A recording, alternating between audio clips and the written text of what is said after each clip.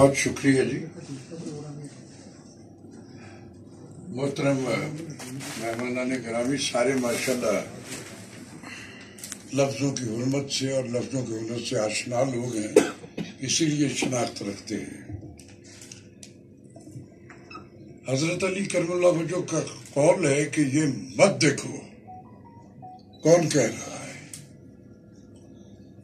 غور اس پہ کرو یہ کہہ رہا ہے. بات بڑی ہوتی ہے کسی بھی منہ سے نکلے. مرزا غالب کے فلیش فارورڈ کے شاعر ہونے سے اور بڑا شاعر ہونے سے انکار ہے دنیا میں کسی کو؟ بڑے لوگ ہر عہد میں ہوتے ہیں. آج بھی کئی میر تقی میر ہوں گے، مرزا غالب ہوں گے، دوسرے ہوں گے، ان کے نام آج کے عہد کے حساب سے کچھ اور ہوں گے. بڑے لوگ ہمیشہ ہوتے ہیں، بڑی باتیں کرنے والے ہمیشہ ہوتے ہیں.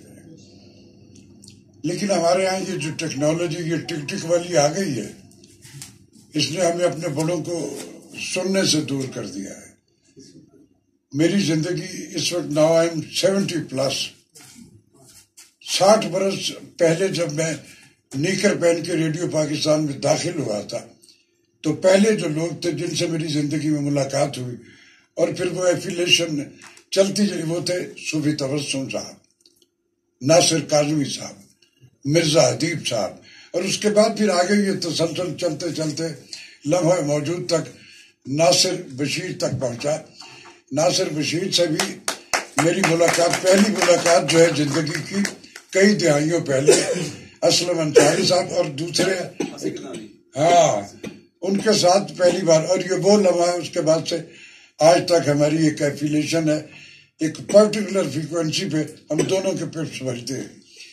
اصل میں میرے ملک میں یہ جو اردو بازار کے دانشور ہیں پیغمبروں سے بھی زیادہ ہو گئے.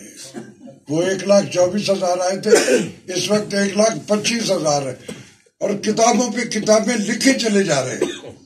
کراچی کے ایک بہت بڑے شاعر ہے، ناصر کو پتا بھی کن کے بارے میں بات کرنے لگے ہم. ان کی کتاب زمین پہ رکھو تو چھت تک لگتے اور اس سے آگے بھی وہ لکھ رہے. تو ایک محفل میں بیٹھے، یہ بھی بڑی پرانی بات ہے، میں نے کہہ دیا تھا کہ یار آج ایک سوال کرتا ہوں، مان تو نہیں کر کے لگے نہیں پوچھ. میں نے کہا وہ کیا کہنا چاہ رہے ہو جو لوگ مان نہیں رہے؟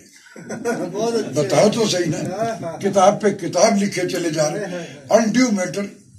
بات بڑی ہوتی ہے،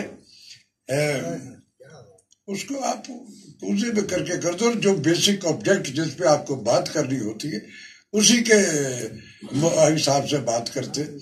آپ بہت سب بڑے دانشور ہیں، بڑے پڑے ہیں، ہمیں یقین آپ سب، لیکن جس موضوع جس پہ لیے آئے ہوئے اس کی بات ہونی چاہیے. اب میں آتا ہوں اس ڈوبتی شام کے منظر پر. سب سے پہلے تو میں ڈاکٹر طاہرہ ارم صاحب آپ کو مبارکباد پیش کرتا ہوں آپ کے اس پیشنس کی کہ آپ نے یہ دوسری کتاب، اب آپ فرانس میں جاؤ گی تو ایک خوشبو کی بھری ہوئی کتاب، جب آپ کا دوبارہ پاکستان آنا ہوگا تو بڑی ایکسکلوسیو فریگرنس کے ساتھ ہمیں ایک نئی کتاب یقیناً ملے گی جو وہاں آپ اس سیاحت کے دوران لکھ لو گی. میں مبارکباد پیش کرتا ہوں آپ کو. بہت ساری دعائیں میں نے چونکہ ابھی ملی ہے.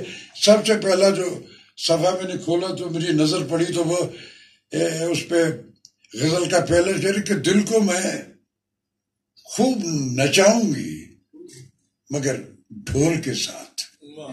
اس کی بولڈنس دیکھیے گا، دل کو میں خوب نچاؤں گی مگر ڈھول کے ساتھ. پول اس کے بھی تو کھلتے ہیں میرے پول کے ساتھ.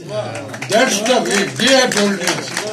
ایسے ہی لفظوں کی میرے ہمارے دوست پیچھے ہم نے ایک دن میں اس سے لڑی پڑا تھا کہ 150-200 شاعروں کی غزل لکھ دی ہے. میں پاگل ویلے بیٹھے میں اس کو تیری غزلیں سننے کے لیے. تو کسی کراچی والے کی بات کر رہے نہیں لاہور کی نہیں لاہور میں بھی ہے نا. آپ کو پتا ہے میں کس کی بات کر رہا ہوں، پہلے بھی کر چکا ہوں. تو ایک دوست ہے میرے، وہ بھی کراچی سے، ان کا ایک شعر ہے کہ زندگی جہد مسلسل کے سوا کیا ہے انیس. زندگی جہد مسلسل کے سوا کیا ہے انیس، تا دم مرگ ہمارا یہ سفر باقی ہے. تو so keep it up and carry on. Doctor صاحب لکھتے رہیے, مت بودر کیجیے, جو اندر آپ کے اگ رہا ہے اس کو لکھتے چلے جائیے. جو دل سے نکلتی وہ دل پہ اترتی بھی ہے, ورنہ تو اب 100 یا 200 شعروں کی بھائی یار کون ویلا نکال رہا ہے اس ملک سے بیٹھا جڑا تیری سنے. آپ کمپیکٹ بات 2 مصروں میں بھی کر سکتے. میاں محمد بخش نے کہہ دیا دین بھی ہے دنیا بھی ایک مصرے میں. برٹرینڈ رسل بڑے بڑے اسکالر, میں ہوتا ہوں تو جان نکل جاتی ہوں. انہوں نے کہا کہ اچا نہ رکھایا جس نے چولہے دے وچ سڑیا, نیواں ہو کے لنگ محمد لنگ جائے گا اڑیا. ارے دوسروں کا سنو اور اتنی بات کرو جتنی بنتی ہے. ہم ایک دوسرے پہ یہ ثابت کرنا شروع کر دیتے کہ میں مرزا غالب کا بھی ابا ہوں. نو, بات بڑی ہوگی تو پہنچ جائے گی دوسرے تک. بڑی بات ہمیشہ بڑی بات ہوتی ہے.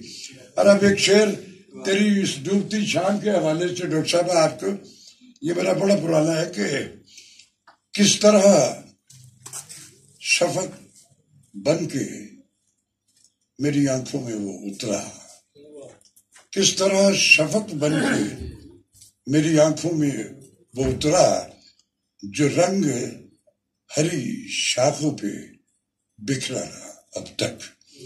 اور اسی کا ایک اور شعر ہے کہ لکھنا مجھے آیا تو تیرا نام ہی لکھا, وہ کیا تھا جو ایک عمر سے لکھتا رہا اب تک. اور ایک آخری شعر آپ کے اس پیشنس کی نظر کرتا ہوں کہ بڑے نصیب سے ملتی ہے درد کی دولت, راشد یہ تیرا کرب تیری آگہی سے ہے. All the best. Thank you very much.